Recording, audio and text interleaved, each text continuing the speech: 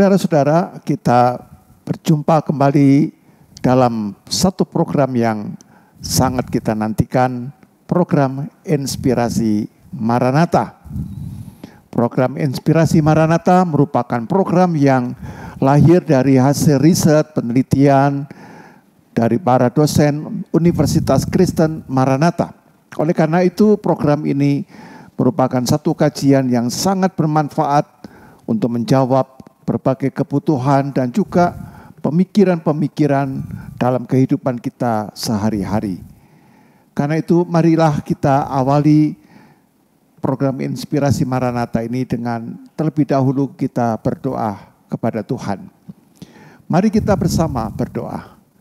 Bapa yang maha baik, kami mengucap syukur bahwa Engkau telah menyertai dan membimbing kami dalam segala kesulitan, dalam segala problem, dan Roh Kudus-Mu senantiasa menguatkan, meneguhkan kami, dan juga memberikan hikmat agar kami senantiasa dapat mengambil keputusan-keputusan, langkah-langkah yang benar di hadapan Tuhan. Karena itu Bapak, sertailah kehidupan kami senantiasa. Kami juga berdoa agar Engkau menyertai dan memberkati para pemirsa dimanapun berada. Tuhan campur tangan di dalam setiap pergumulan, setiap kesulitan, setiap masalah yang dihadapi, agar mereka boleh tetap setia dan mempercayakan hidup mereka kepada Engkau. Kami serahkan Tuhan program Inspirasi Maranatha ini dalam penyertaan dan kemurahan Tuhan. Kami berdoa di dalam nama Tuhan Yesus Kristus. Amin.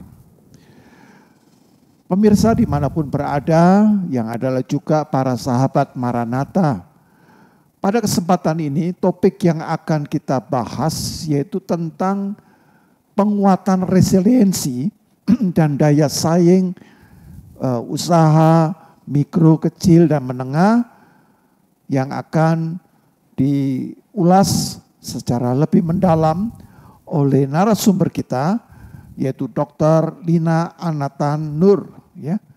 Dan kita akan perkenalan lebih lanjut dengan Ibu Lina Anatan. Selamat datang Ibu Lina dalam program Inspirasi Maranatha ini. Terima kasih atas waktu yang diberikan. Silakan Ibu Lina memperkenalkan diri kepada para pemirsa agar mereka lebih kenal dengan Ibu. Silakan Ibu Lina. Baik, terima kasih atas kesempatannya Pak Yohanes. Salam sejahtera sahabat Maranatha. Perkenalkan, saya Lina Anatan. Saya merupakan dosen tetap dari Fakultas Bisnis. Saat ini saya mengajar di program Magister Manajemen, kemudian juga di S1 Maranatha. Kebetulan saya bergabung di Maranatha sejak tahun 2002 dan kemudian melanjutkan studi lanjut S2 dan S3 di Universitas Gadjah Mada di Fakultas Ekonomi dan Bisnis. Saya menyelesaikan studi S3 pada tahun 2017 dan kemudian kembali ke Maranatha. Kemudian untuk minat riset saya sampai saat ini masih tetap sama. Jadi fokus pada penelitian yang saya lakukan pada waktu menulis disertasi, jadi topik tentang knowledge transfer antara universitas dengan industri. Cuman yang membedakan adalah kalau dulu ketika saya sebelum tahun 2019 fokus saya lebih ke skala menengah ke atas, jadi skala menengah dan besar. Tetapi setelah tahun 2019 saya kemudian beralih ke UMKM. Seperti itu. Jadi ya, mungkin baik. Itu saja Pak yang bisa saya perkenalkan. Baik Bu Lina, terima kasih atas perkenalannya ya, supaya percakapan ini juga lebih Ibu merasa di rumah sendiri. Memang Ibu ada di rumah sendiri di Maranatha, gitu ya. Nah, Ibu menulis satu tulisan, bahkan tulisan ini akan menjadi sebuah buku ya Bu ya. Dan bukunya ini saya kira sangat penting, khususnya di konteks masa pandemi ini ya. Usaha mikro, kecil, menengah ya Bu ya. Betul. Jadi Ibu sekarang menangani yang justru yang bukan UMKM. UMKM. Iya. untuk skala mikro kecil dan menengah. Mikro kecil dan menengah. Betul, Ya. ya. Nah, Ibu dalam tulisan Ibu menyatakan bahwa pandemi COVID-19 ini berpengaruh pada bisnis UMKM ya Bu ya. Lalu kalau boleh saya tahu Bu, dan pemirsa juga perlu diinformasikan sejauh mana ya Bu ya, pengaruh yang signifikan dari bisnis UMKM yang terdampak oleh COVID-19 ini. Jadi pengaruhnya dari segi apa itu Bu? Baik, terima kasih atas pertanyaannya. Jadi sebetulnya kalau kita melihat ya, saya sebelum menulis buku ini tentunya melakukan semacam literatur review, dan juga buku ini sebetulnya dilatar belakangi dari ini ya, hasil riset sebelumnya. Jadi ketika saya melakukan riset, saya memang menggali permasalahan yang terjadi di UMKM selama ini, khususnya ketika dia terdampak COVID-19 ya. Awalnya sih fokus penelitian ini adalah pada kesiapan readiness untuk menghadapi revolusi industri 4.0. Tapi kemudian karena terjadi pandemi, jadi diperluas ya untuk cakupan permasalahan yang ingin diteliti. Dan kemudian dari hasil penggalian permasalahan, termasuk juga melakukan literatur review, bisa disimpulkan sebetulnya ada beberapa dampak yang ditimbulkan ketika UMKM ini menghadapi pandemi. Dampak yang paling terasa adalah berkaitan dengan ini, tingkat penjualan. Jadi bisa dikatakan bahwa banyak UMKM itu yang merasakan penurunan penjualan. Ya, penurunan penjualan ketika COVID-19 ini terjadi. Nah, kemudian selain penurunan penjualan juga berkaitan dengan masalah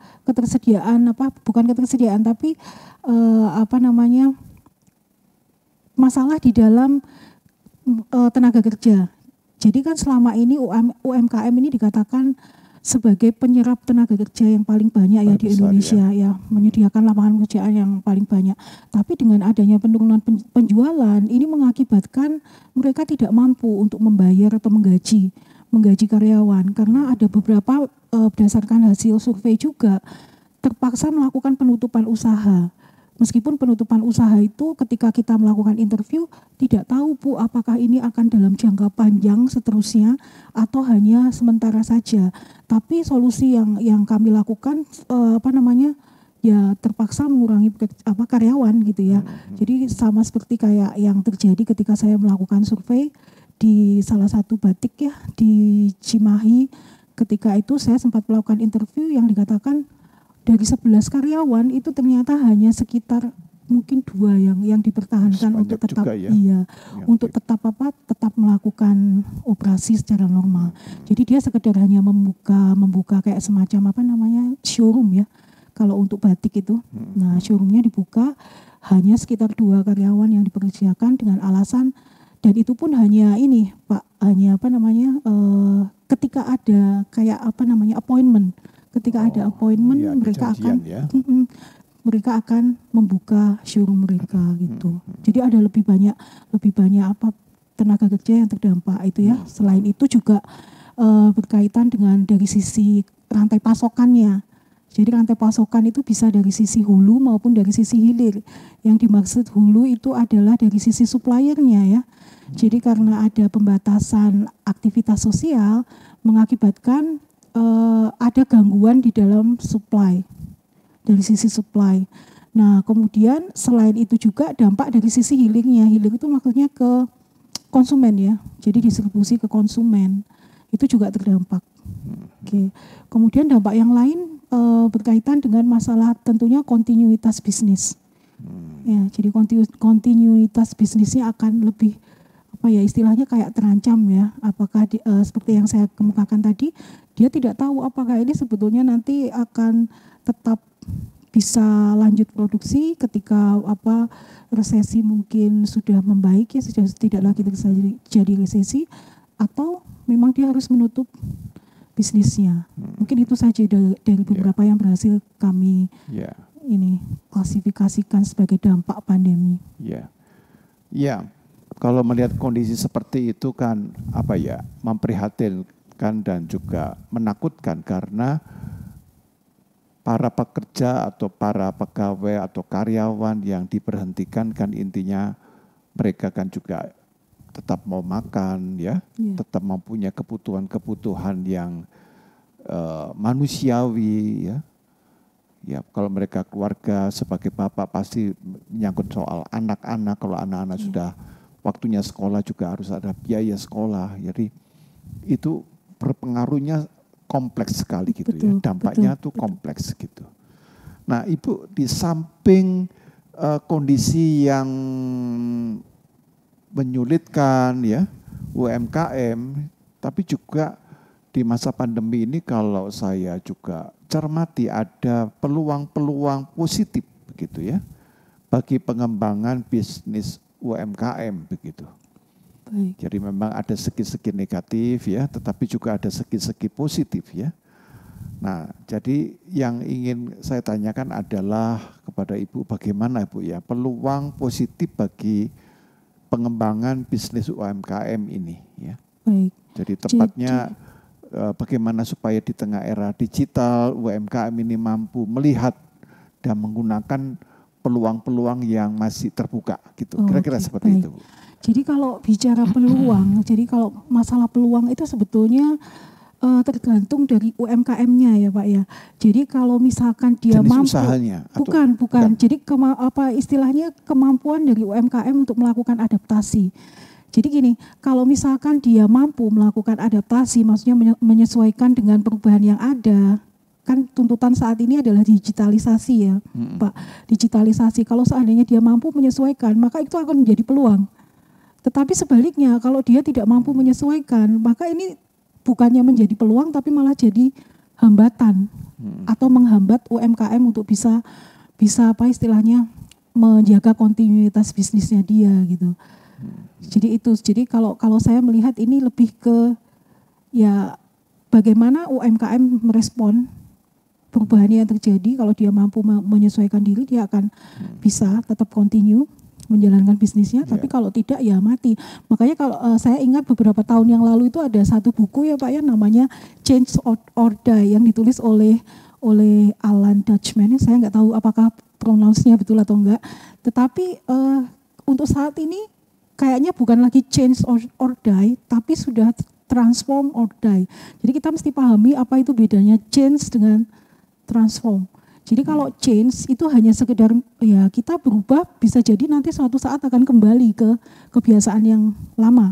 Tapi kalau transform, yang namanya transform, kita berubah total. Kita nggak mungkin melakukan apa namanya kembali ke sebelumnya gitu. Titik nol itu. Betul, iya. Jadi awal ya. Betul, ya. Jadi gitu. Mesti kuncinya adalah melakukan transformasi. Jadi tidak hanya berubah tapi mesti transform dalam bisnisnya.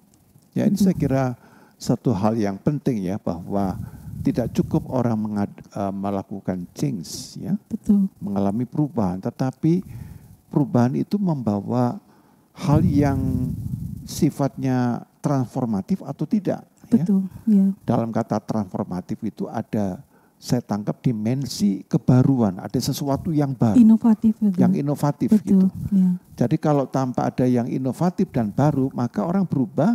Tapi berubahnya sementara aja, dia kembali lagi. Bisa jadi nanti suatu saat akan kembali ke kebiasaan yang lama. Kebiasaan yang lama begitu kan. Nah, padahal era kita sekarang ini tidak bisa begitu. Kita tidak akan bisa kembali seperti sebelum tahun 2020 itu kita tidak bisa. Betul. Kita sudah berada di dalam satu era digital sehingga mau tidak mau dalam hal ini UMKM digitalisasi bukan merupakan satu keharusan, bahkan digitalisasi itu harus bisa dikembangkan sedemikian rupa sampai bisnis UMKM ini bisa mencapai marketnya secara optimal. Betul. Begitu.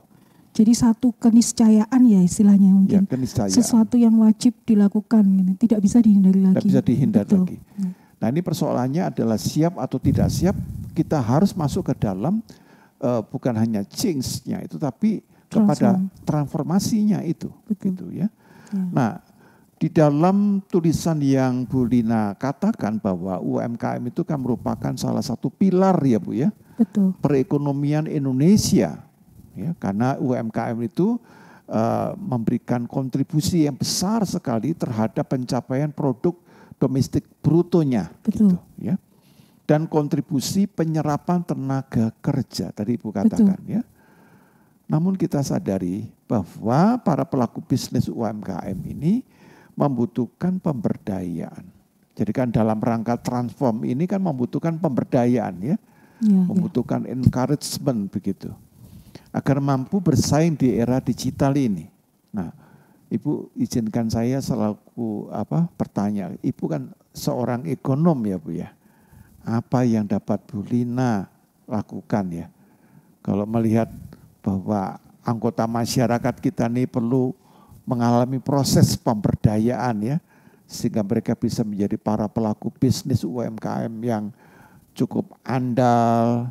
Yang kalau membuat bisnis itu bisa tetap continuous ya, sustainable lah istilahnya seperti. Kira-kira bagaimana Ibu? Jadi ini lebih ke konteks masyarakatnya ya, bukan UMKM-nya ya Pak ya. Jadi peran Ibu sebagai ekonom bagaimana memberdayakan supaya ya memang tetap ke UMKM tapi kan pada orang-orang ini perlu diberdayakan gitu ya. Betul. Nah kira-kira Ibu sebagai seorang ekonom apa yang Ibu mau kalau lakukan? Untuk kita istilahnya kayak encourage people gitu ya untuk dia bisa terlibat gitu ya diberdayakan, itu saya rasa ada satu mungkin konsep yang bukan konsep yang lama, tetapi ini kalau dilihat di konteks di Indonesia masih agak jarang diterapkan ya. Kita mengenal ada istilah yang namanya social entrepreneurship.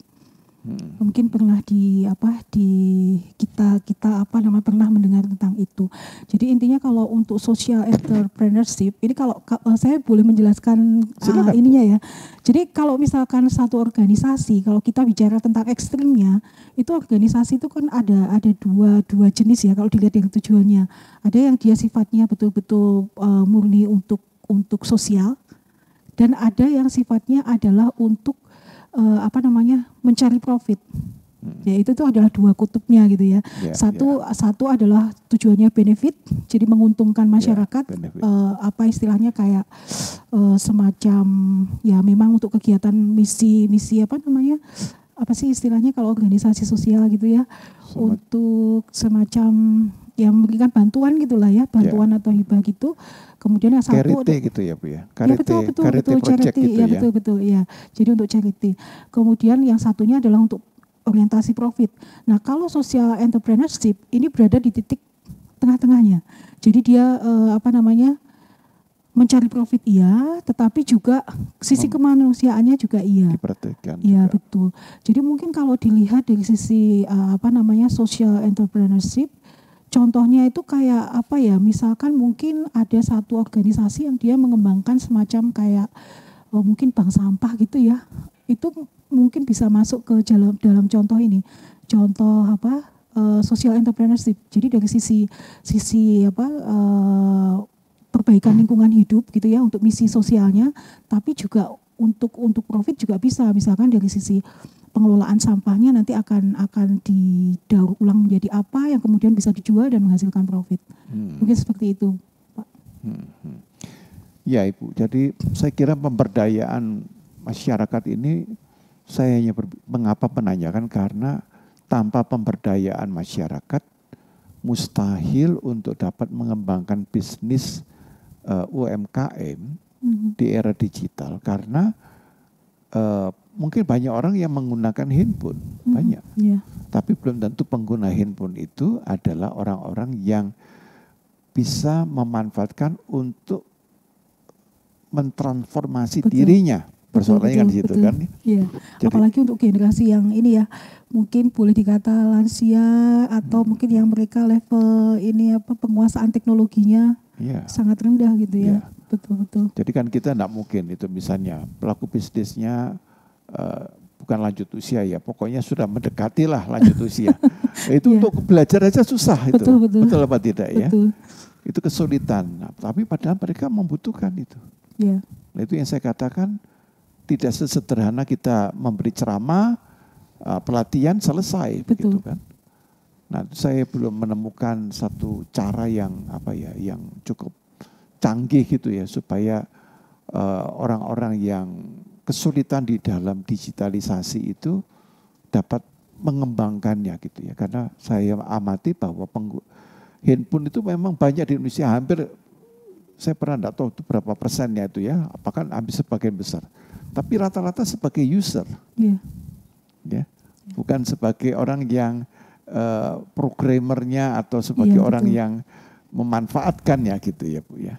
Betul. Nah Ibu, izinkan saya menanyakan ini Bu, di tulisan Ibu ya, kebetulan saya catat itu di bab 3 ya, di bagian C, Ibu Lina membahas topik tentang strategi transformasi digital ya. Baik. Ya, jadi ada strategi transformasi digital UMKM di Indonesia.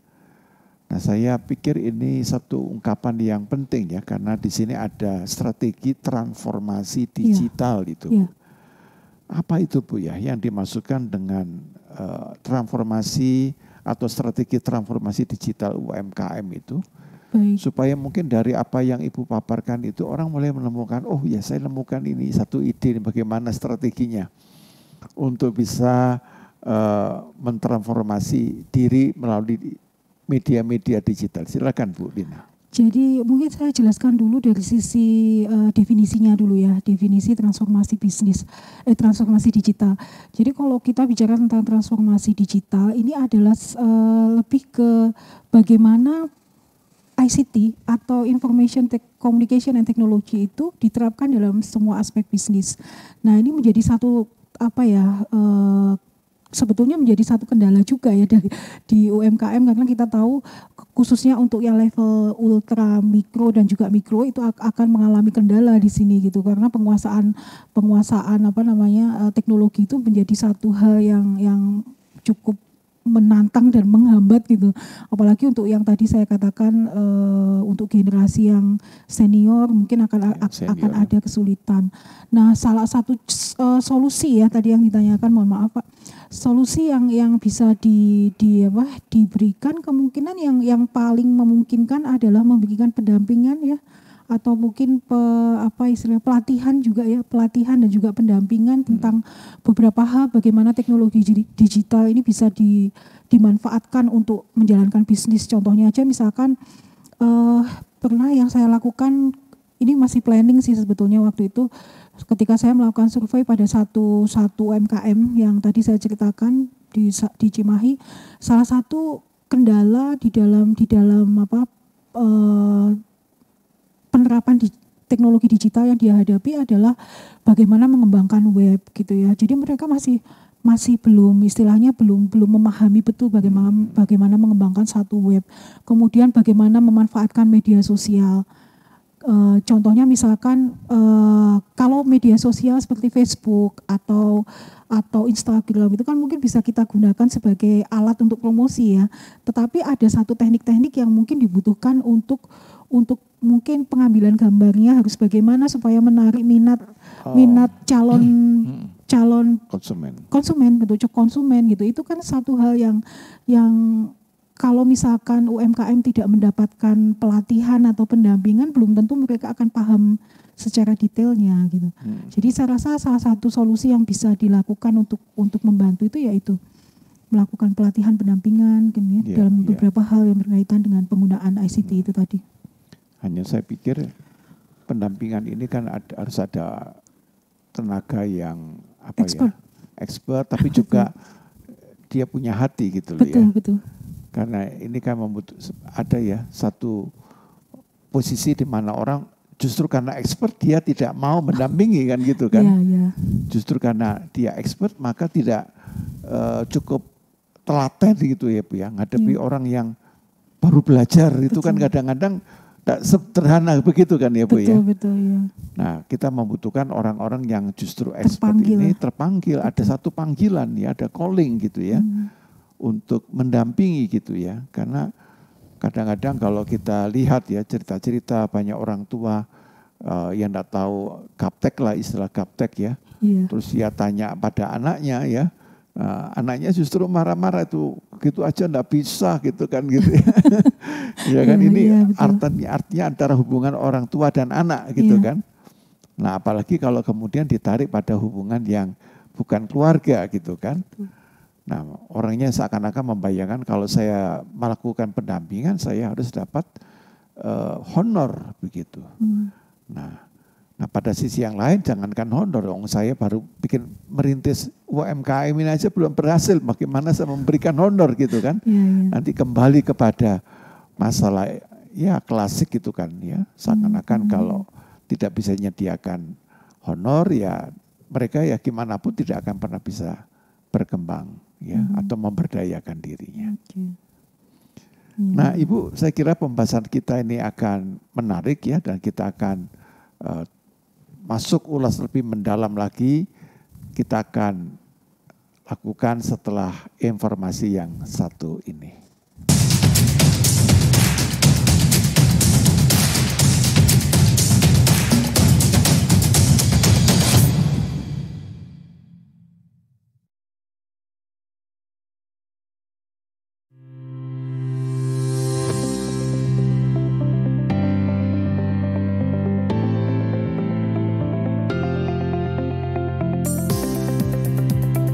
It's just not about entrepreneurship, but it is also about being an innovative business leader.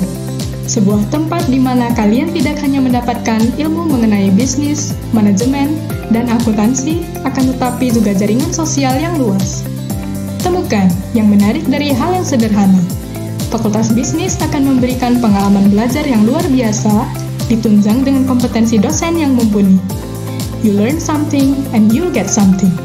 Karena belajar di Fakultas Bisnis tidak hanya belajar mengenai konsep teori saja, akan tetapi juga konsep praktek di dunia profesional akan kamu dapatkan di sini.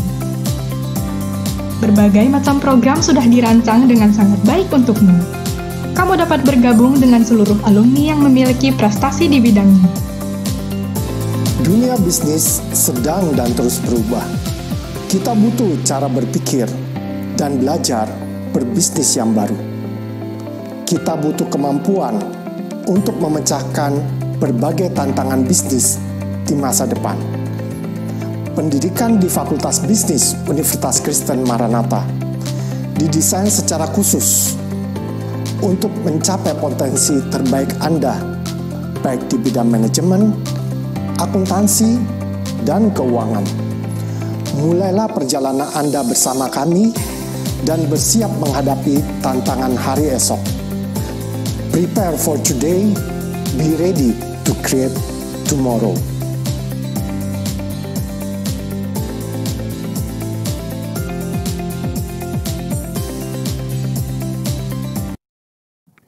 Kembali kita berjumpa kembali dalam segmen yang kedua, program Inspirasi Maranatha. Dan kita masih berkaitan dengan pemberdayaan pelaku bisnis UMKM ya, dengan narasumber Ibu Lina Anatan. Ibu, izinkan saya menanyakan bahwa pelaku bisnis UMKM itu kan tidak hanya di kota-kota besar di Indonesia gitu kan. Dan sesungguhnya ada banyak justru wilayah atau kota-kota kecil yang membutuhkan pengembangan di dalam bisnis UMKM ya. Khususnya dalam konteks ini katakanlah saya sedikit menyoroti tentang bagaimana dengan daerah-daerah yang terpencil ya, atau misalnya yang ada di Indonesia Timur. Lalu konsep pengembangan UMKM yang harus mereka miliki ya Bu ya. Kan tentunya semuanya digital begitu ya. Di sini juga kota besar digital, di sana juga digital, tetapi bagaimana Bu ya kalau mau masukan ya, mungkin ini kompleks, tapi mungkin ada 1-2 hal yang mungkin Ibu dapat sampaikan agar mereka pun juga dapat di daerah Indonesia Timur atau daerah tertinggal ini juga dapat memberdayakan UMKM mereka. Kira-kira bagaimana Ibu? Oh, baik. Menanggapi pertanyaan ini mengingatkan saya akan berita beberapa hari yang lalu di mana pemerintah melelang proyek Palaparing. Mungkin kita ini ya pernah mendengarkan tentang itu. Jadi sebetulnya ketika akan melakukan transformasi digital khususnya untuk daerah terpencil gitu ya. Kalau di ilmu ekonominya itu disebut sebagai 3T Pak. 3T ya. 3T ya. Jadi terluar, kemudian tertinggal, satu lagi saya lupa, terdepan kalau nggak salah ya. Nah, jadi daerah 3T. Nah, kebetulan pemerintah ini kan Kominfo dari beberapa tahun yang lalu ini sudah memiliki satu proyek yang namanya Palaparing. Jadi Palaparing ini adalah semacam kalau pernah dengar itu adalah semacam pengembangan proyek untuk ini memperkuat jaringan digital di Indonesia. Jadi yang menghubungkan semua wilayah di Indonesia, baik itu di dari Sabang sampai Merauke lah istilahnya ya, dari pokoknya semua Indonesia itu akan bisa menikmati teknologi. Dan ini menjadi satu hal yang merupakan syarat penting ya untuk dilakukannya transformasi digital, khususnya di daerah yang tadi bisa kita sebut sebagai 3T tadi ya. Jadi itu syarat utama yaitu tadi ketersediaan akses internet dulu. Nah kemudian yang kedua kalau menurut pendapat saya ya lebih ke mungkin di segmen sebelumnya kita sudah membahas yang mengenai pendampingan pelatihan itu tadi ya. Jadi kalau untuk daerah 3T ini tidak sesimpel mungkin kita melibatkan universitas sebagai produsen pengetahuan untuk merangkul UMKM gitu ya. Tapi kita harus melibatkan lebih banyak entitas mungkin ya. Jadi mungkin dari pihak-pihak semacam perbankan atau yang tentunya akan memiliki kontribusi di dalam memberikan pendanaan ya, akses permodalan bagi UMKM khususnya yang di daerah 3T itu tadi. Kemudian juga universitas yang berada di tempat itu juga, dan fokusnya tetap sama mungkin ya, tetap untuk melakukan pelatihan dan pendampingan itu tadi, termasuk juga akses permodalan seperti itu. Jadi ada dua hal penting yang mesti diperhatikan ketika kita fokus ke yang daerah terpencil tadi ya yang ditanyakan. Karena saya berpikir Bu bahwa sebuah negara ya itu tidak akan kuat kalau hanya kota-kota tertentu yang berhasil atau berdaya, khususnya dalam hal ini usaha pekerjaan mereka, UMKM mereka, tetapi bukankah sebagian besar di Indonesia ini justru kalau mau jujur ini adalah daerah-daerah terpencil, termasuk di dalamnya adalah daerah 3T tadi gitu kan. Nah mereka kan juga membutuhkan itu. Nah membutuhkan ini pasti ada saluran internet itu harus ada. Betul. Karena digitalisasi. Tapi sebenarnya kalau saya boleh jujur ya Bu ya, problem terbesar di Indonesia itu adalah sumber daya manusia. SDM kita ini sangat terbatas gitu. Jadi ada saluran internet oke, alatnya canggih, sumber daya manusianya sangat lemah. Maka yang bagus ini ya tidak bisa mencapai tujuannya begitu. Nah, kira-kira kalau Ibu sebagai ekonom ya, kira-kira apa yang Ibu sampaikan pada pemerintah ya Bu ya, supaya segi pemberdayaan SDM manusia khususnya di daerah terpencil itu dapat ditingkatkan gitu ya Bu ya. Mungkin kembali ke apa yang saya sampaikan yang mengenai pelatihan pendampingan tadi ya Pak ya. Ada beberapa hal atau solusi yang mungkin bisa dilakukan. Termasuk istilahnya kayak kita itu khususnya yang berasal dari institusi pendidikan ini ya. Kita seharusnya terpanggil untuk bisa istilahnya mentransfer pengetahuan yang kita miliki kepada UMKM, tidak hanya yang berada di kota-kota tetapi juga di daerah terpencil tadi gitu. Kenapa transfer pengetahuan ini penting dilakukan? Karena kalau saya ini aja kembali ke permasalahan yang dihadapi UMKM ya. Jadi permasalahan itu mereka jauh istilahnya dari beberapa aspek kayak SDM yang Bapak sebutkan tadi. Kemudian tidak hanya SDM saja, bahkan di aspek finance pun dia memiliki masalah ya. Contohnya misalkan kalau saya boleh agak melebar sedikit membahas mengenai finance ya. Dari sisi finance yang dihadapi oleh UMKM, masalah utama yang dihadapi itu adalah misalkan kayak mereka itu belum memiliki kayak pencatatan yang lengkap gitu ya. Jadi seharusnya kalau di dalam melakukan bisnis, ini kan mereka punya cash flow istilahnya ya, arus kas masuk keluarnya itu kan ada gitu. Tapi kalau untuk pelaku-pelaku yang mikro kecil gitu-gitu ya, itu bahkan mereka belum memiliki. Nah ini menjadi salah satu sebetulnya menjadi salah satu istilahnya lahan bagi bukan lahan ya, tapi kesempatan bagi kita dari universitas yang pasti paham ya tentang bagaimana mengelola keuangan, mengelola bisnis dan lain sebagainya untuk bisa mentransfer pengetahuan kita itu kepada mereka gitu. Itu yang bisa dilakukan. Salah satu contohnya kalau dari aspek finance. Demikian juga dengan SDM juga sama. Bagaimana mengembangkan kompetensi, misalkan mereka belum mampu untuk apa istilahnya dalam hal disiplin aja, misalkan masih tingkat disiplinnya rendah untuk apa komitmen kerja dan lain sebagainya, itu bisa juga kan kita membangun gitu ya istilahnya dari aspek-aspek yang dimiliki di universitas, kayak misalkan kita dari sisi SDM, finance, kemudian operasionalnya gitu ya. Seperti itu mungkin. Iya, Bu. Nah, Bu, saya berpikir bahwa di dalam konteks pemberdayaan UMKM ini, kan tadi kan dikatakan bahwa digitalisasi itu kan sudah sesuatu yang tidak bisa ditawar-tawar ya Bu ya.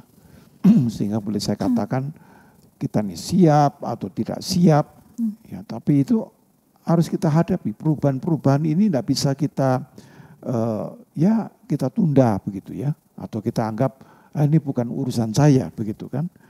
Nah, Bu, kalau boleh saya tanyakan ya Bu, kira-kira sepanjang pengamatan yang Bu Lina lakukan, kira-kira sejauh mana kesiapan dari para pelaku bisnis UMKM ini Bu ya? Kalau Ibu amati mereka ini, apakah ada satu upaya-upaya yang mereka lakukan untuk mengejar ini ya? Karena bisnis kan tidak bisa nunggu, saya tak belajar dulu 1 tahun kan tidak bisa. Ini harus segera dilakukan perubahan-perubahan ini. Saat itu juga kan. Jadi kalau Ibu sebagai pengamat ya, sebagai dalam konteks ini peneliti ya, kira-kira bagaimana Ibu melihat kesiapan dari para pelaku bisnis UMKM ini? Oke, terima kasih. Jadi mungkin ini saya bisa menjawab berdasarkan hasil riset saya tahun sebelumnya ya, Pak. Jadi ceritanya saya bersama tim mendapatkan satu hibah yang dia itu multi years, dari tahun ke tahun ya selama 3 tahun. Nah kebetulan yang tahun ini adalah tahun kedua, tapi yang sebelumnya kami sempat mendapatkan juga mengenai yang itu tadi kesiapan UMKM di dalam menghadapi transformasi digital. Nah dari hasil riset yang kebetulan kami lakukan, bisa disimpulkan bahwa tingkat literasi digital atau kesiapan ya istilahnya, kesiapan UMKM dalam menghadapi transformasi digital ini masih sangat rendah. Tapi ini bisa istilahnya tidak bisa disamaratakan ya, karena kan kita kalau kita bicara tentang hasil riset kan tergantung juga data yang kita kumpulkan ya. Jadi kemungkinan kebetulan data yang kami kumpulkan memang lebih ke yang level mikro ya, kemudian ultra mikro juga gitu. Tapi kalau untuk yang level-level mungkin menengah itu dari sisi kesiapan mungkin sudah jauh lebih baik dibandingkan dengan yang skalanya yang kecil. Tapi kalau bicara dari data yang dikemukakan oleh pemerintah, dikatakan bahwa hanya sekitar 17% dari UMKM yang ada di Indonesia, ini data tahun 2021 ya, 2021 seingat saya, hanya 17% dari sekian banyak UMKM yang ada di Indonesia itu yang sudah memanfaatkan teknologi digital, atau dengan kata lain dia sudah melakukan penjualan online, melakukan promosi melalui online dan lain sebagainya. Seperti itu. Jadi kalau disimpulkan secara umum sih memang level kesiapannya masih lebih rendah dibandingkan dengan negara ASEAN yang lain. Jadi tadi hanya disebutkan berapa persen yang siap tadi? 17%. Bayangkan 17% ya. Jadi kalau saya hitung ada 83% yang tidak siap. Iya betul. Dan ini juga kalau dilihat dari sisi tingkat nasional ya, kesiapan nasional kita juga ada satu indeks yang namanya, saya agak-agak lupa ya. Indeks yang mengukur tentang implementasi ICT. Pada pengaruhnya pada bisnis dan kehidupan manusia gitu ya, itu menyatakan bahwa Indonesia itu dari 130 negara di posisi 66 kalau saya tidak salah ingat, dan itu kan masih menunjukkan istilahnya ya memang secara umum kita belum terlalu siap gitu ya sepertinya. Nah tapi saya percaya bahwa dengan adanya beberapa banyak sekali program yang diperkenalkan oleh pemerintah ya, seharusnya sih untuk tahun ini jauh lebih meningkat gitu dibandingkan dengan tahun sebelumnya. Iya, iya. Jadi saya agak terkejut dengan data yang Bu katakan tadi ya. Kalau yang dikatakan siap hanya 17%, lalu ada 83% tidak siap, saya tanda petik itu bisa pesimistik ya, bahwa kita bisa melakukan satu lompatan-lompatan yang untuk mengejar ketertinggalan. Yeah. Dan saya belum tahu bagaimana pembandingnya dengan misalnya negara ASEAN lah, begitu ya. Apakah ini dalam hal ini Malaysia, ada juga Vietnam, ya, lalu Filipina. Kalau Singapura sudahlah top ya, itu sangat sulit dibandingkan. Tapi bagaimana dengan Malaysia, dengan Filipina aja dah misalnya seperti ini. Dan kalau itu tenaga kerja kita ini tidak siap ya secara digital ini, maka bisa saya bayangkan 2-3 tahun lagi ini akan terjadi satu lompatan. Kita sudah siap-siap dengan tidak lagi digital biasa, kita sudah siap dengan metaverse. Nah, metaverse kan juga merupakan media bisnis juga kalau nanti bisa dipakai kan begitu kan. Lalu ketertinggalan kita ini makin jauh lagi begitu kan. Nah ini yang saya bayangkan apa ya Bu ya, kira-kira pemberdayaan apa yang dapat kita lakukan ya Bu ya. Kalau sekolah rasanya kok seharusnya kalau jumlah sarjana dari setiap tahun kan minimal harusnya tidak sampai harusnya melampaui ya Bu, masa 17% Bu. Ya itu adalah data yang tadi kayak saya katakan adalah data ketika awal-awal tahun 2001 ya. Cuman ketika kemarin saya sempat melakukan satu literatur review juga yang membahas mengenai ini hal terkait, dan saya menemukan ada semacam istilahnya pendekatan atau program yang sudah dilakukan oleh pemerintah gitu. Ada beberapa banyak yang mungkin saya boleh membuka di buku saya ya Pak ya. Iya silakan Ibu. Jadi saya agak hafal juga, maksudnya contohnya ya misalkan ini pemerintah itu sudah menyiapkan satu strategic plan atau perencanaan strategik yang memang dia tujuannya adalah untuk meningkatkan tingkat literasi digital tadi. Jadi ada beberapa fokus yang diterapkan oleh pemerintah. Di sini ada yang berhasil saya lakukan elaborasi dari beberapa data. Di sini dikatakan bahwa yang pertama tujuan yang ingin disasar oleh pemerintah itu adalah dari sisi human resource capacity. Ya, jadi peningkatan kapasitas sumber daya manusia. Nah, di sini ada beberapa hal yang dilakukan oleh pemerintah. Contohnya di situ ada Spark Campus Webinar Series. Jadi semacam pemerintah itu memberikan satu event-event seminar atau webinar yang dia ditujukan kepada UMKM untuk meningkatkan kompetensi SDM tentunya. Kemudian ada Edu KUKM, kemudian ada juga pahlawan digital UMKM, jadi semacam hal-hal seperti itu.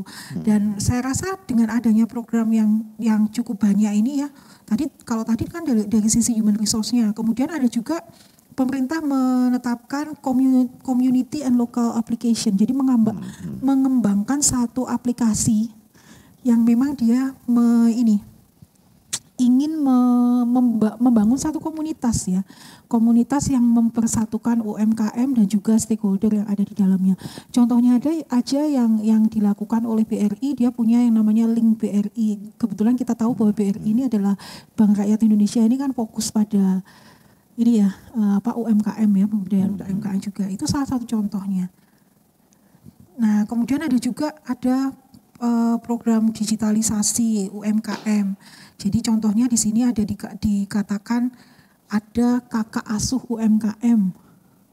Itu salah satu contoh juga yang dilakukan oleh pemerintah untuk meningkatkan ini. Jadi mudah-mudahan ya kalau data yang saat ini sudah tidak lagi 17 mungkin ya, sudah diupdate jauh lebih banyak UMKM yang berhasil melakukan transformasi digital. Iya. Iya. Ibu, ini saya membayangkan ya bahwa Indonesia itu kan negara besar ya. Kalau dari sudah jumlah penduduknya ini kan Indonesia masuk nomor berapa itu? Nomor urutan ke berapa? 4 enggak salah ya. 4 ya. Nah, dengan 275 juta ya. Kan tidaklah mudah ya pemerintah ini untuk memberdayakan UMKM di wilayah yang begitu luas ya dengan jumlah penduduk sampai 275 juta nih ya. Apalagi pelaku bisnis tersebar, ada yang di kota besar. Nah, kota besar itu lebih siap lah. Kota-kota kecil, wilayah-wilayah terpencil, ada juga ibu yang sebut dengan daerah 3T gitu kan.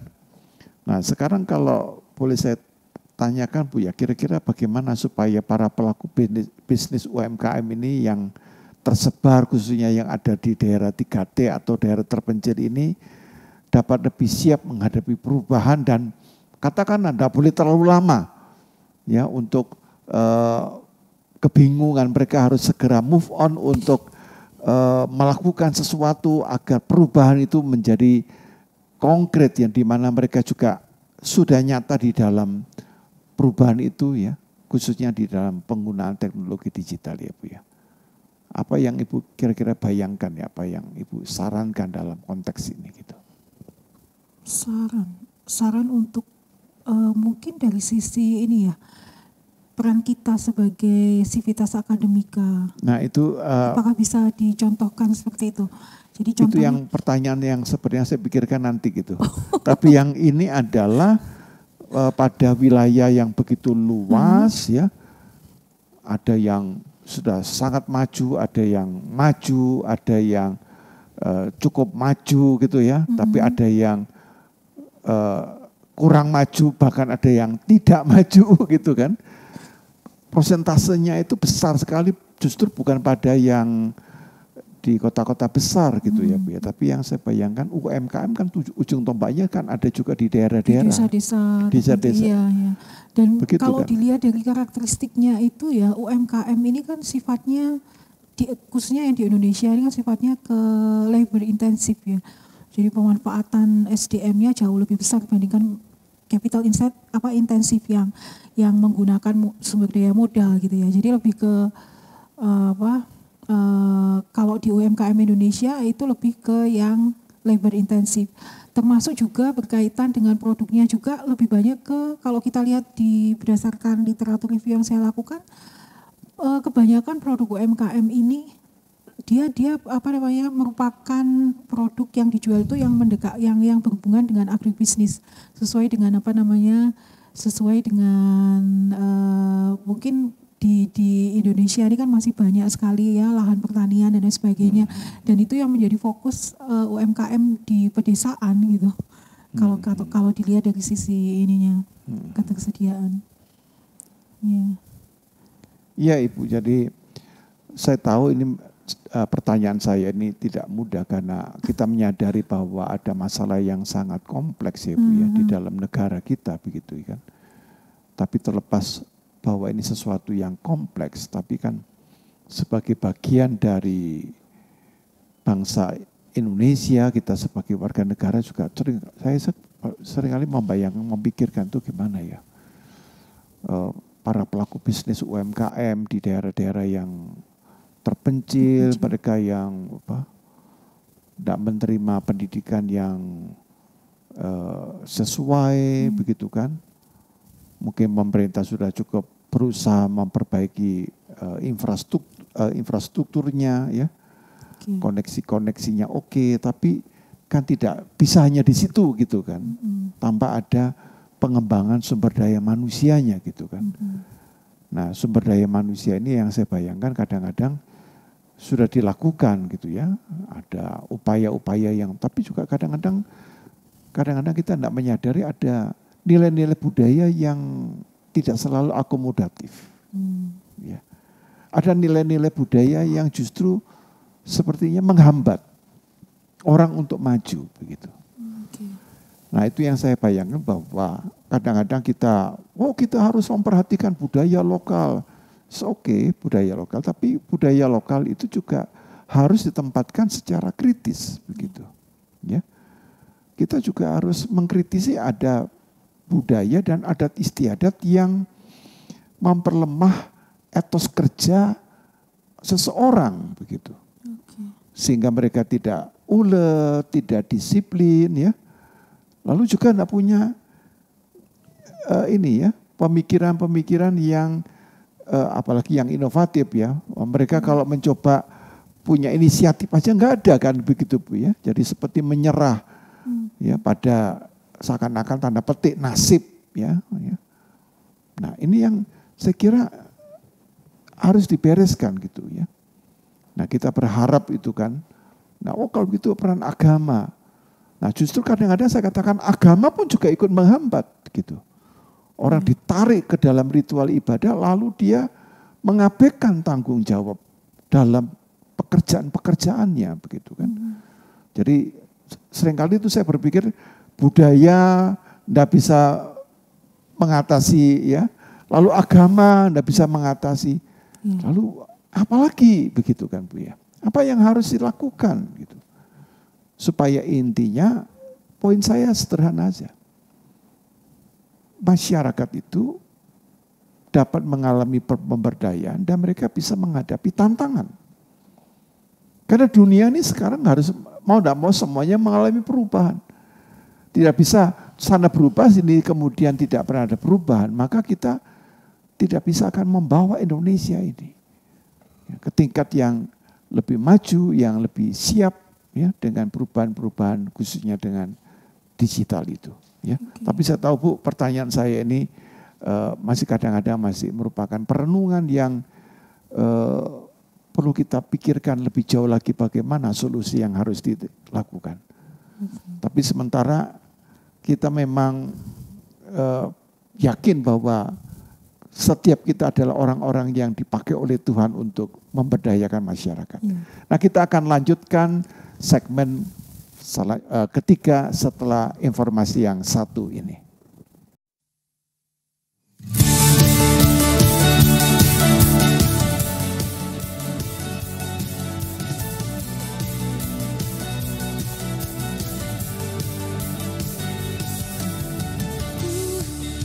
Lihat luasnya dunia, ribu warna juga berjuta rasa. Aku kecil bagaikan semut, tapi ku tidak takut, kau besertaku. Yes Lord, saat kau panggil aku.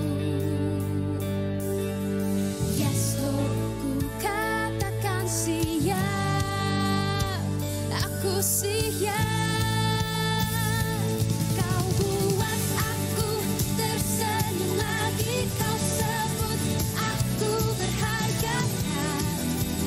Cukup bagiku, aku tak perlu merasa ragu, kuasa-Mu telah tercurah atasku, Kau cukup bagiku.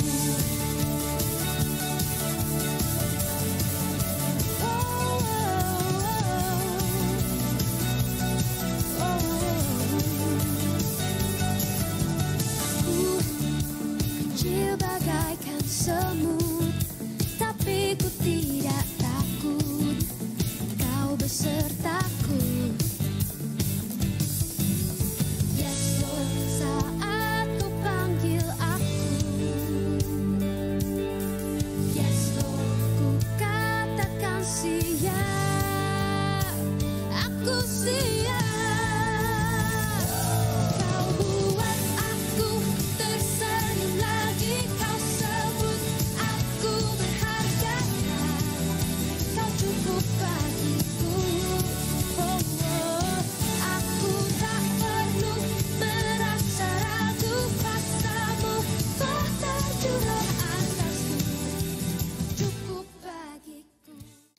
Kembali kita ke segmen terakhir, segmen ketiga, kita berbicara mengenai pemberdayaan usaha mikro kecil menengah bersama dengan Ibu Dr. Lina Anatan.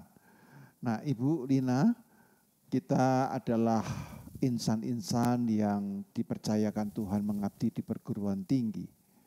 Nah, pertanyaan saya begini Ibu, bagaimana ya Bu ya, peran perguruan tinggi khususnya para akademisi, ya bisa juga bidang manajemen, bisa apa saja ya, untuk dapat berpartisipasi dalam pengembangan bisnis UMKM ini ya. Supaya perguruan tinggi ini tidak hanya sibuk dalam membuat jurnal, tetapi hasil-hasil tulisan jurnal ini tidak terkait dengan realitas atau kondisi masyarakat. Kira-kira apa yang Ibu bayangkan dengan peran perguruan tinggi itu?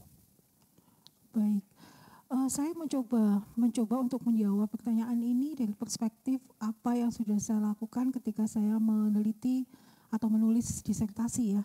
Jadi ada beberapa hal yang bisa dilakukan untuk kita bisa memberdayakan atau istilahnya mewujudkan peran universitas di dalam pemberdayaan UMKM gitu ya. Yeah. Jadi kalau menurut saya pribadi, jadi langkah awal yang perlu dilakukan atau yang bisa dilakukan, tadi mungkin juga sudah sempat disinggung, yaitu transfer pengetahuan dari universitas ke MSMI. Sebetulnya ada beberapa banyak sekali ya contoh-contoh hal yang bisa kita lakukan. Jadi kalau tadi saya mencontohkan misalkan memberikan pelatihan dari sisi finance-nya atau pengembangan SDM-nya, tapi tidak hanya terbatas dalam itu saja, tapi bisa juga misalkan pelatihan pemanfaatan digital marketing bagi UMKM, itu kan juga satu hal yang mungkin kalau untuk UMKM yang sudah pelakunya bukan generasi milenial gitu yang di atas gitu, mungkin agak kesulitan juga memanfaatkan belum begitu paham juga dengan apa itu digital marketing gitu ya. Kemudian bagaimana peran penting branding gitu ya, branding itu terhadap produk yang dia punya gitu, supaya lebih dikenal gitu kan kepada masyarakat. Jadi ketika misalkan masyarakat ingin membeli, tinggal menyebutkan aja brandnya dia apa gitu, bukan menyebutkan produk yang dihasilkan gitu ya. Itu kan satu hal yang penting juga untuk dilakukan gitu ya. Kemudian transfer pengetahuan juga bisa dalam hal mungkin kayak misalkan pelatihan fotografi ya, kita contohnya di Maranatha kan punya fakultas seni rupa dan desain, bisa kita libatkan juga ya untuk itu, memberikan semacam pelatihan bagaimana membuat satu desain foto yang bagus bagi UMKM supaya produknya itu lebih menarik ketika dilihat di display gitu ya. Katakanlah misalkan dia membuka di IG gitu ya. Nah, kalau misalkan penampilan fotonya aja tidak menarik kan tidak akan mengundang calon konsumen untuk membeli gitu, ya. Berminat untuk membeli gitu. Atau pelatihan yang lain bisa misalkan dalam hal akuntansi keuangan gitu ya. Kemudian pengurusan kayak misalkan perizinan dan lain sebagainya, itu kan bukan hal yang mudah dan membutuhkan pengetahuan yang cukup untuk dapat melakukan itu semua gitu. Itu hal yang pertama yang bisa dilakukan. Kemudian hal yang kedua, ini sebetulnya juga saya nggak tahu apakah di Maranatha sudah punya atau belum ya, tapi ada satu istilah yang namanya inkubasi bisnis.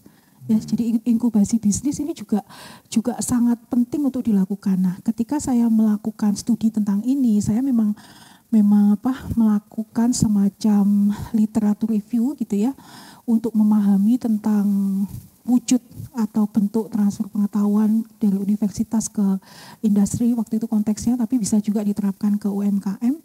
Itu misalkan kita bisa berkaca aja pada Universitas Melbourne, yang waktu itu saya sempat melihat dia membaca tentang inkubasi bisnisnya dia gitu. Jadi dia memiliki satu semacam lab inovasi bisnis. Nah, lab inovasi bisnis yang memang dia itu tujuannya adalah ada beberapa hal. Jadi misalkan kayak memang dia fokus untuk mengembangkan UMKM, kemudian mengembangkan startup bisnis dan lain sebagainya, termasuk juga melakukan pelatihan design thinking. Ya, yang dimaksud dengan design thinking di sini lebih berkaitan kepada misalkan proses perumusan masalah dan pemecahannya gitu ya. Jadi ketika kita dihadapkan pada satu kondisi, kita menganalisis apa permasalahan yang terjadi dan kita sekalian mencari solusinya. Jadi itu yang menjadi fokus untuk design thinking. Nah, kemudian hal lain yang bisa kita lakukan mungkin kalau tadi bicara tentang transfer pengetahuan itu kan bisa dilakukan tidak dalam konteks misalkan jangka panjang ya. Jadi contohnya kalau kita sebagai dosen melaksanakan yang namanya tridharma, fokusnya kepada pengabdian masyarakat, itu kan bisa transfer pengetahuan itu bisa dilakukan kapan aja gitu ya. Ketika dosen punya ide untuk melakukan pengabdian, mendapatkan objek yang akan dilatih dan lain sebagainya, itu bisa sifatnya tentatif. Tapi ada satu yang mungkin perlu kita pikirkan juga adalah pengembangan yang namanya strategic partnership. Jadi ini bisa dalam konteks jangka panjang ya, tidak hanya semacam hitungan 1 tahun atau 1 semester saja bahkan gitu ya, tapi bisa dalam jangka panjang. Nah, strategic partnership ini kan bisa diharapkan bisa menguntungkan kedua belah pihak, tidak hanya UMKM saja tetapi juga universitas. Keuntungannya apa ya? Contohnya misalkan kalau UMKM dia bisa selain dia akses tenaga ekspor mungkin ya, kayak yang tadi kita sudah diskusikan, selain akses tenaga ekspor dia juga mungkin meminimalisir risiko ya kalau seandainya dia melakukan pengembangan dan penelitian, ingin mengembangkan suatu produk dan lain sebagainya, itu kan membutuhkan biaya yang tinggi. Tapi ketika dia melakukan istilahnya kemitraan ya dengan pihak lain, tidak hanya kampus saja, bisa juga mungkin lembaga penelitian yang lain dan lain sebagainya, ini akan bisa meminimalisir risiko seperti itu. Dari sisi universitas kita juga diuntungkan juga. Keuntungannya adalah mungkin kita punya ide dari hasil partnership, kita punya ide untuk melakukan riset dan melakukan publikasi, kemudian kalau publikasinya itu bisa diterbitkan pada jurnal yang levelnya mungkin tinggi ya, internasional gitu ya, itu kan menjadi semacam media atau lahan untuk kita diseminasi hasil riset kita gitu. Itu salah satu keuntungan juga dari sisi universitas. Jadi sebetulnya banyak hal yang bisa dilakukan. Yeah. Baik Ibu, terima kasih untuk saya kira cukup jelas ya peran perguruan tinggi ya. Nah Bu, kita saat ini harus mengakui ya, ini sebenarnya juga dianggap kabar buruk, tapi juga kabar yang membuat kita ini harus lebih aware, lebih waspada, bahwa kita ini menghadapi kesulitan ekonomi yang akan global ya. Nah kemarin Menteri Keuangan ya menyampaikan bahwa ada prediksi bahwa akan terjadi resesi global tahun 2023, dan kita juga tahu bahwa ini bukan hanya karena pandemi tapi juga karena salah satunya perang ya, dalam hal ini adalah perang Rusia Ukraina ya yang kepada Ukraina ya. Nah itu membawa dampak begitu ya. Nah kira-kira apa yang dapat kita lakukan ya supaya para pelaku bisnis UMKM itu memiliki resiliensi yang cukup kuat gitu ya Bu ya. Nah resiliensinya jangan sampai rendah terus kemudian mereka sudah menyerah ya, angkat tangan semua begitu kan. Kalau angkat tangan semua ya resesi ini akan menciptakan suatu chaos begitu ya. Bagaimana Ibu ya? Kalau untuk saran mungkin sebagian sudah kita diskusikan tadi beberapa hal khususnya yang berkaitan dengan digitalisasi. Jadi kalau kita tahu pemerintah kan mencanangkan yang namanya UMKM Go Digital itu ya. Nah itu saya rasa juga salah satu hal yang mesti dilakukan, harus dilakukan oleh UMKM, mau tidak mau dia harus go digital. Karena kalau tidak, istilahnya kayak tadi yang saya sempat kita diskusikan, ada istilah transform or die gitu ya. Kalau tidak mau berubah ya tidak bisa menyesuaikan dengan apa yang terjadi gitu.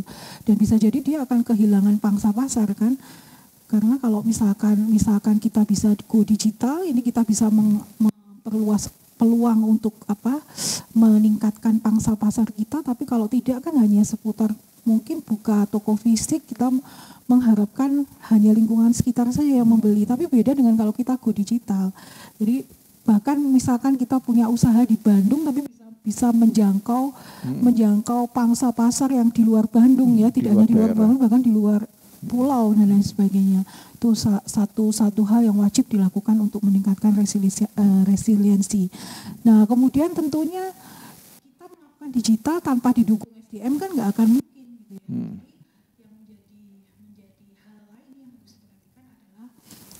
SDM, pengembangan kapasitas SDM. Jadi bagaimana dia bisa memanfaatkan teknologi digital, teknologi komunikasi dan informasi tadi dengan baik sehingga dia bisa melakukan go digital. Kemudian aspek lain yang penting juga adalah masalah pendanaan tentunya. Jadi kalau misalkan dia tidak punya dana, nggak mungkin. Misalkan dana ini berkaitan dengan yaitu misalnya penguasaan membayar untuk biaya langganan internet dan lain sebagainya, misalkan seperti itu ya. Itu hal-hal yang harus dipikirkan itu untuk membuat UMKM ini tetap resilient atau tetap tangguh di dalam menghadapi kesulitan. Nah, masalah permodalan ini kalau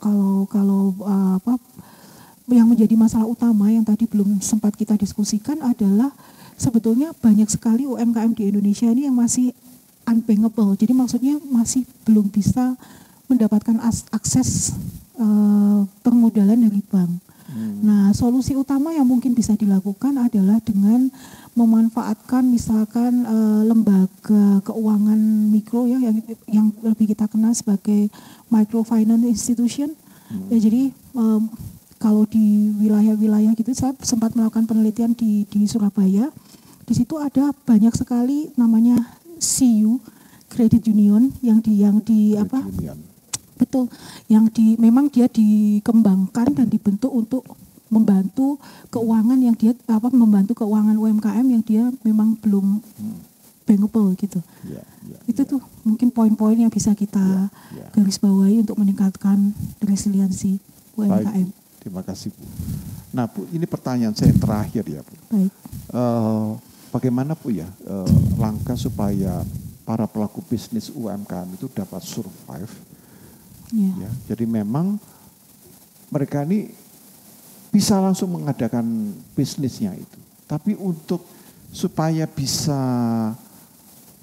langgeng, ya, sustainable, ya, tetap continuous itu seringkali tidak terjadi.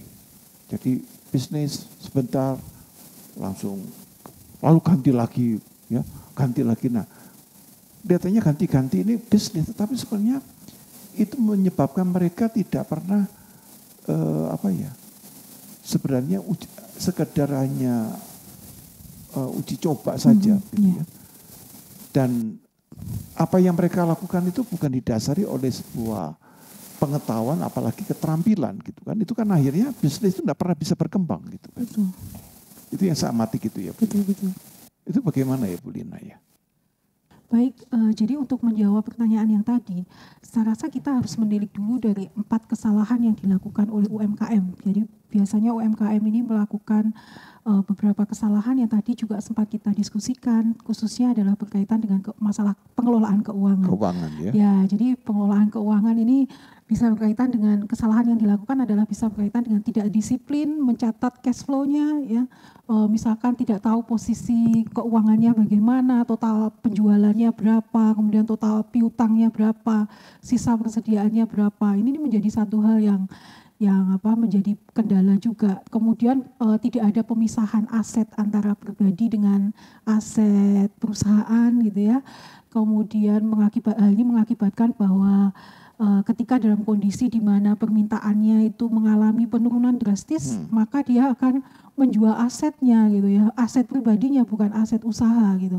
Ini juga menjadi satu kendala juga yang mesti kita ambil kita ambil untuk dijadikan pelajaran bagi UMKM yang lain ketika dia ingin tetap survive dan juga berkembang. Kemudian juga tidak ada pencatatan data keuangan, ya, termasuk juga pencatatan masih dilakukan secara manual, dan ini mengakibatkan kesulitan di dalam tracking, ya, melakukan tracking tentang pengeluaran yang ada. Nah, kemudian kalau kita bicara tentang strategi atau prinsip mungkin ya yang harus dilakukan yang dimiliki oleh UMKM untuk dia bisa tetap resilience, ya, meningkatkan resilience dan juga tetap tadi dikatakan bisa berkembang ya dalam kondisi sulit. Ada beberapa prinsip yang mungkin bisa diterapkan. Yang pertama adalah berkaitan dengan masalah perencanaan yang matang sejak dia melakukan perencanaan untuk mengembangkan bisnis, ya, membangun suatu bisnis. Nah, saya mengambil istilah yang digunakan di dalam manajemen proyek, ya, ada istilah namanya SMART. Jadi perencanaan yang matang ini adalah perencanaan yang SMART. Nah, SMART ini bisa dalam konteks dia spesifik. Ya, S-nya itu ya. Ya, spesifik, kemudian M-nya measurable. Measurable bisa diukur ya. Betul, bisa diukur ya. Jadi berkaitan dengan target yang ingin dicapai misalkan ya. Kemudian achievable dari sisi visi misinya ya. Dapat dicapai ya. Ya, betul, achievable. Kemudian R-nya itu lebih ke realistik. Realistik ya. Realistik. Jadi kita punya uang berapa akan digunakan untuk usaha apa. Jangan sampai kita punya uang sekian, usahanya membutuhkan lebih banyak, lebih besar sehingga kita menutupnya dengan hutang misalkan seperti itu. Kemudian juga masalah time ya. Jadi planning dan evaluasi itu sangat penting dilakukan. Nah, kemudian hal lain yang harus diperhatikan adalah pada fokus pada target, entah itu berkaitan dengan penentuan marginnya. Jadi kalau kita mau membuka bisnis itu kita harus tahu marginnya akan berapa yang ingin kita capai. Jadi yang dimaksud dengan margin ini adalah selisih antara harga jual dengan harga beli. Ya, dengan modal, maaf. Ya, jadi kalau misalkan kita ingin menjual produk dan ingin memiliki margin yang tinggi, maka beberapa hal yang perlu kita kembangkan adalah berkaitan dengan nilai yang dianut oleh Maranatha, ICE. Ya, tapi kalau ICE kita kan integrity, care, excellence.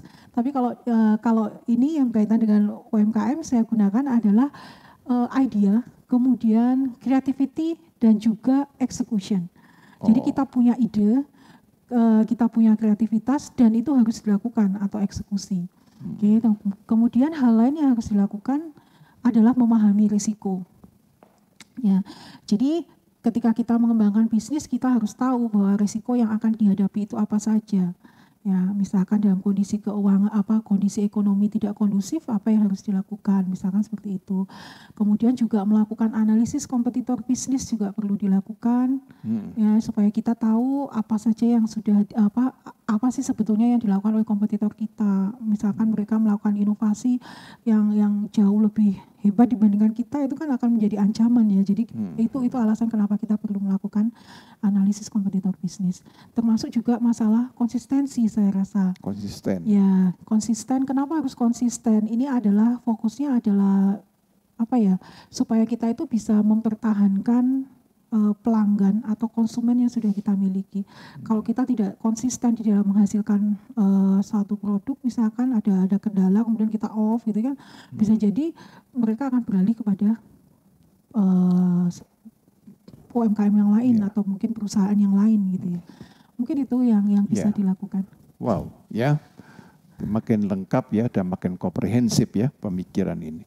Nah, Ibu di akhir acara ini apakah Ibu bisa sampaikan satu closing statement sehingga pemirsa itu dapat mempunyai gambaran yang lebih jelas, yang lebih konkret bagaimana mereka nih tetap bisa mengembangkan UMKM di masa-masa yang sulit ya. Mudah-mudahan prediksi itu tidak terjadi, tetapi sekarang sudah terjadi di beberapa negara Eropa ya. Silakan Ibu. Kalau untuk closing statement mungkin saya bisa menyimpulkan dari beberapa hal yang sudah kita diskusikan sejak awal tadi. Ada beberapa hal yang harus diperhatikan oleh UMKM ketika dia ingin tetap resilience dalam kondisi sulit dan juga meningkatkan daya saing juga. Selain itu ya, yang pertama adalah dia melakukan adaptive innovation atau strategi inovasi yang adaptif, yaitu dengan cara tadi berubah dari melakukan transformasi digital tadi. Nah, kemudian juga melakukan strategic partnership yang sudah sempat kita diskusikan juga. Kenapa kok strategic partnership? Contohnya saja misalkan dengan universitas ini penting, karena universitas ini adalah sumber pengetahuan ya, di mana kita bisa men-sharingkan apa yang kita miliki kepada dunia luar. Ada satu quotes yang dikemukakan oleh Benjamin Franklin, Pak. Kalau saya boleh mengemukakan, jadi ada dikatakan bahwa an investment in knowledge always pays the best interest. Jadi investasi di dalam pengetahuan itu akan memberikan istilahnya manfaat yang paling baik. Itu alasan kenapa pengetahuan itu penting. Kemudian hal lain yang perlu diperhatikan adalah kita sebagai universitas, kebetulan konteksnya saya sebagai akademisi, hal yang perlu diperhatikan oleh universitas sebagai produsen pengetahuan adalah meningkatkan peran kita sebagai produsen pengetahuan untuk memberdayakan UMKM. Karena kita tahu bahwa kalau tadi kita sempat diskusikan juga, UMKM di Indonesia ini sangat banyak sekali ya. Jadi kalau mengutip satu ayat itu ada kan, karena Tuhan itu memang banyak tapi pekerja sedikit. Jadi mudah-mudahan kita sebagai salah satu sivitas akademika bisa Maranatha ini bisa meningkatkan kontribusi kita terhadap dunia sektor real ya, UMKM khususnya. Ya. Saya rasa itu Pak Ya, Yohanes. terima kasih banyak Ibu Lina atas Sama-sama. paparannya dan pemikiran-pemikirannya yang tentunya sangat relevan dan juga menjadi sebuah kebutuhan ya. Karena kita dipanggil untuk bisa memaknai kehidupan ini, dan iman membuat kita selalu harus survive. Iman harus membuat kita survive dalam kondisi apapun. Karena kita punya pengharapan, dan Allah yang kita iman itu adalah Allah yang lebih besar dari semua krisis dan persoalan-persoalan kita.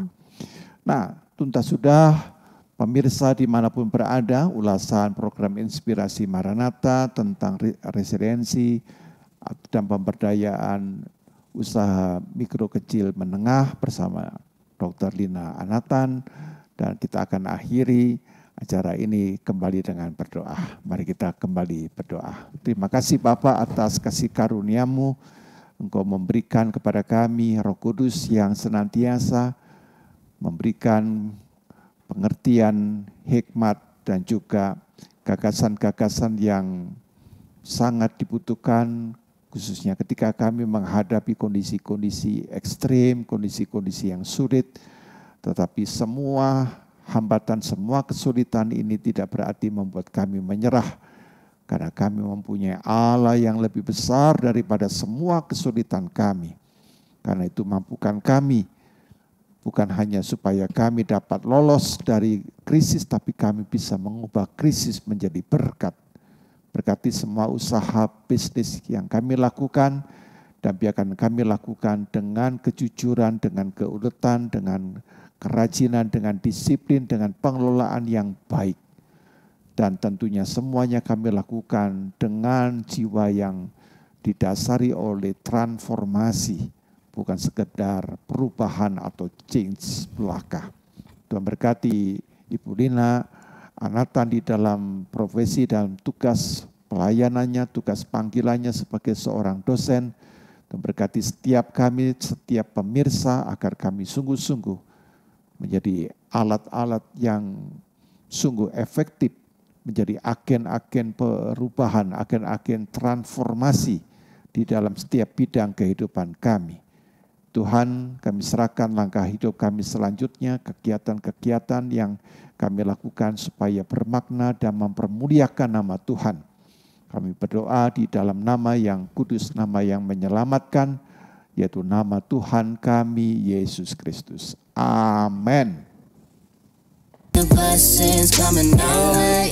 I can see the blessings, I can feel your presence, leaning on the change in my heart for your endeavors. I pray I'm your reflection, I fiend for your correction. The cross brought the connection, and through Jesus is perfection. Life done hit me crazy, been more stressed than ever. Living like whatever, through the rain I feel you drawing closer. Lord, make me better, take me, shape me, use me, I am yours.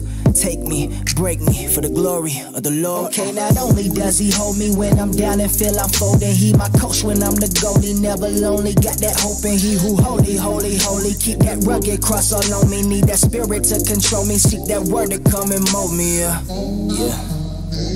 It's like I can feel the blessings coming my way, yeah.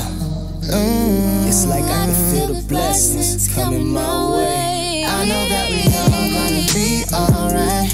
We gon' make it through if it takes us all night. No matter what the odds may bring our way, I can see the blessings coming our way, yeah. Blessings on blessings, yeah. I can see the blessings coming our way.